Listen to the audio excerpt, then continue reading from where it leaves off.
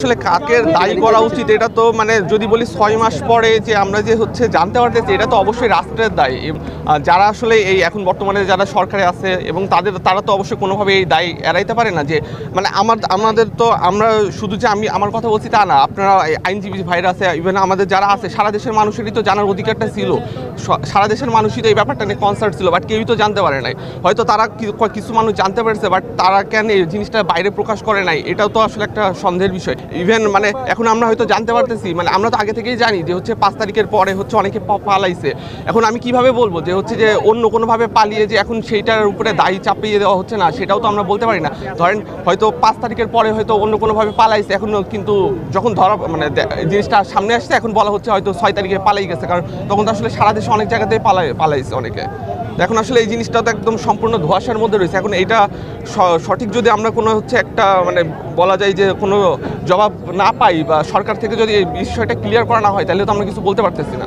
মানে এমন যদি কোনো ধরনের মানে আপনাদের পক্ষে না হয় বা দ্রুত সময়ের মধ্যে তাকে আটক করা না যায় বা যারা জড়িত ছিল পালানোর সময় তাদেরকে আটক করা না হয় তাহলে আপনারা না, এই ব্যাপারটা আসলে বললাম যে হচ্ছে আমরা এখনো পুরো বিস্তারিত বিষয়গুলাই জানি না যে অ্যাকচুয়ালি কি হয়েছে বা কি মানে কিভাবে এখন কি করব আমরা সামনে, এটাও আসলে আমরা এখনো আলোচনা করি নাই। তো আমরা তো হুট করে আসলে মানে এটা পরবর্তীতে জানানো হবে। আর এটা আপনাদের দীর্ঘদিন আইনি লড়াইয়ের মধ্যে ছিলেন, এরকম একটা ঘটনা ঘটলো, সেই জায়গা থেকে আসলে ন্যায় বিচার নিয়ে আপনারা শঙ্কিত কিনা আর কি, বা এই বিষয়টা একটু। আসলে ন্যায় বিচার আমরা সবসময় চাই যে ন্যায় বিচার হোক, কোনো মানে কারোর সাথে কোনো অন্যায় না হোক, এটা আমরা সবসময় চাই। আমরা প্রথম থেকেই চাচ্ছিলাম যে যত দ্রুত সম্ভব রায়টা যাতে কার্যকর হয়। ইভেন এই রায়টা তো প্রথম মানে আসছে তো সেই 2021 সালের 8 ডিসেম্বর, এখন তো 2025 সাল। আমরা সবসময় চাইতেছি যে দ্রুত কার্যকর হোক, কিন্তু এখন যে মানে যেই জিনিসটা আর কি হইলো যে হয়তো খুব শীঘ্রই হয়তো রায়ও আসবে একটা হাইকোর্টের, কিন্তু এর মধ্যে যদি একজন পালিয়ে যাচ্ছে এটা তো আসলে লজ্জাজনক আমাদের সবার জন্যই, মানে রাষ্ট্রের জন্যই লজ্জাজনক।